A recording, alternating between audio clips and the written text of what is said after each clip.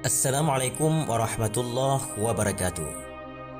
Sahabatku beriman, pada video kali ini akan kita bahas sedikit berkenaan tentang kisah seorang pemuda yang rutinitas ataupun kelakuannya pada kesehariannya yaitu berzina, namun meninggal dunia dalam keadaan husnul khatimah karena taubatnya diterima oleh Allah Subhanahu wa taala. Bagaimanakah kisahnya? Silakan simak video ini sampai dengan selesai. Semoga bermanfaat dan menjadi ilmu pengetahuan dan juga pelajaran bagi kita semua. Amin ya rabbal alamin. Dalam Al-Quran, Allah Subhanahu wa taala pada surat Al-Isra ayat 32 pernah berfirman dan menyebutkan larangan untuk mendekati zina. Allah Subhanahu wa taala berfirman, Bismillahirrahmanirrahim. Wala taqrabuz zina innahu kana fahishatan wa sa'a sabila. Dan janganlah kamu mendekati zina, sesungguhnya zina itu adalah suatu perbuatan yang keji dan suatu jalan yang buruk. Adapun zina itu adalah suatu perbuatan keji yang diharamkan dalam agama Islam. Bahkan dalam Al-Quran Allah secara khusus menyebutkan zina sebagai perbuatan yang buruk, yaitu pada surat Al-Isra ayat 32. Zina ini termasuk salah satu perbuatan dosa yang besar yang tidak akan diampuni oleh Allah Subhanahu wa taala kecuali pelakunya melakukan taubat dengan taubatan bersungguh-sungguh ataupun taubat nasuha.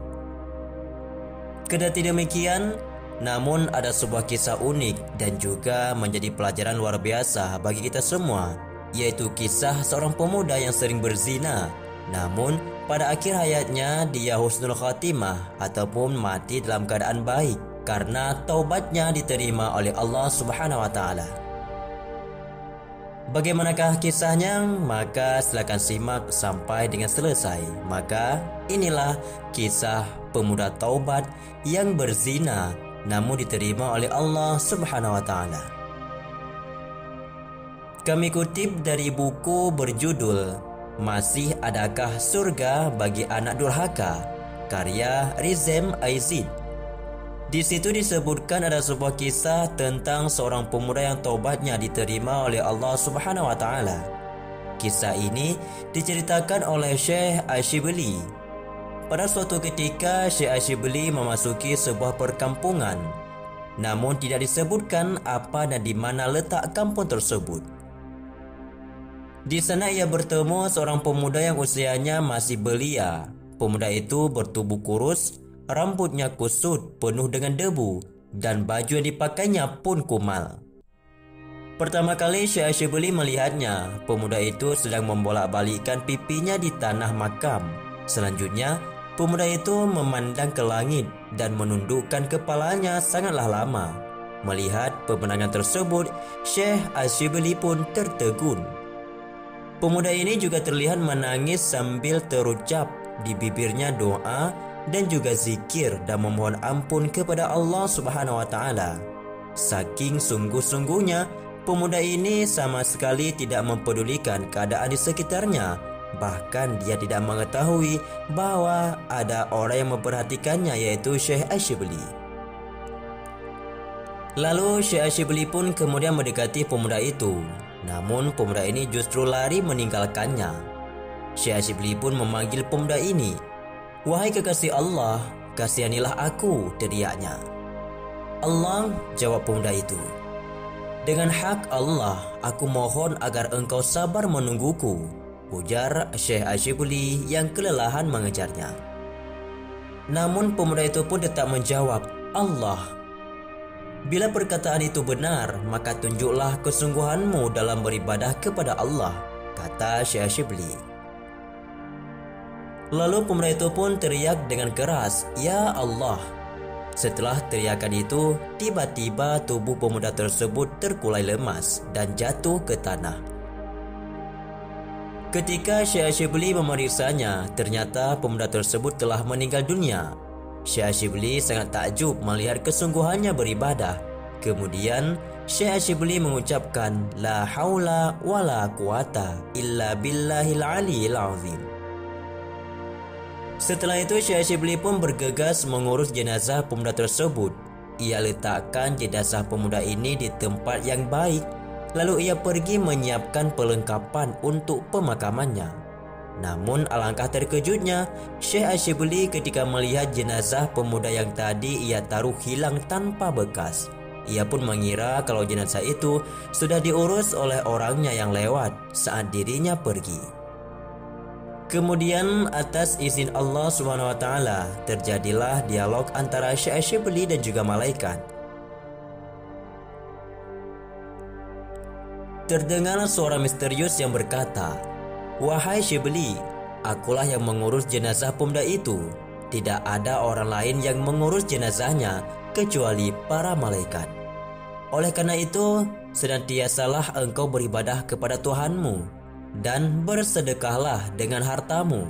Pemuda ini tidak bisa mencapai derajat tertinggi seperti sekarang ini kecuali dengan bersedekah," ucap suara misterius dari malaikat.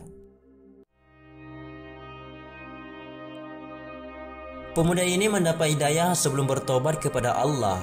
Hidayah ini berupa mimpi yang dikirimkan malaikat atas perintah Allah Subhanahu wa taala. Lalu Syekh Asyibli pun bertanya, "Apa sedekah yang telah dilakukan sehingga ia mencapai derajat tinggi?" tanya Syekh Asyibli kepada malaikat. "Wahai Syibli, sesungguhnya dahulu ia adalah pemuda yang durhaka, fasik dan juga seorang pezina. Lalu Allah menurunkan mimpi yang menakutkan kepadanya. Dalam mimpi tersebut, kemaluannya berubah menjadi ular yang berputar-putar hingga masuk ke mulutnya. Ular itu kemudian mengeluarkan api yang menyala-nyala hingga menghanguskan seluruh tubuh pemuda tersebut. Pemuda tersebut pun terbangun dengan ketakutan yang luar biasa. Ia sadar bahwa jalan hidupnya sesat, selalu mengumbar hawa nafsu. Kemudian ia bertobat kepada Allah dan menyesali perbuatan maksiatnya. Sisa hidupnya diisi dengan beribadah kepada Allah. Selama 12 tahun ia beribadah, memohon ampun dan berdoa agar mati dalam keadaan husnul khatimah." Kemudian suara itu pun melanjutkan, "Sebelum meninggal dunia, kemarin ia bertemu dengan seorang pengemis yang minta makan. Namun karena tidak mempunyai makanan, ia memberikan baju yang sedang dipakainya kepada pengemis tersebut. Saat itu si pengemis sangat gembira sekali. Ia lantas mendoakan pemuda itu agar Allah mengampuni dosa-dosanya. Allah pun mengabulkan doa si pengemis tersebut hingga Allah Subhanahu wa taala mengampunkan dosa-dosa pemuda itu. Maka berkat taubat nasuha dan juga sedekah yang dilakukan dengan ikhlas, pemuda ini bisa meninggal dalam keadaan husnul khatimah. Subhanallah, sahabatku semua, kisah ini sangat luar biasa, yaitu pemuda yang penuh dengan dosa, berzina dan berbuat kemungkaran kepada Allah Subhanahu wa taala. Namun karenakan taubat nasuha yang bersungguh-sungguh, ia memohon ampun dan menyesali semua perbuatannya, hingga Allah SWT pun mengabulkan doanya dan mengampunkan dosa-dosanya, dan dia menjadi tamu istimewa di hadapan Allah SWT yang dimuliakan oleh para malaikat dan juga oleh Allah SWT. Cukup sekian dulu pertemuan kita pada video kali ini. Semoga kisah di atas ini menjadi pelajaran bagi kita dan juga ilmu yang baru dan juga menjadi manfaat bagi kita semua. Amin ya rabbal alamin. Wallahu alam. Assalamualaikum warahmatullahi wabarakatuh.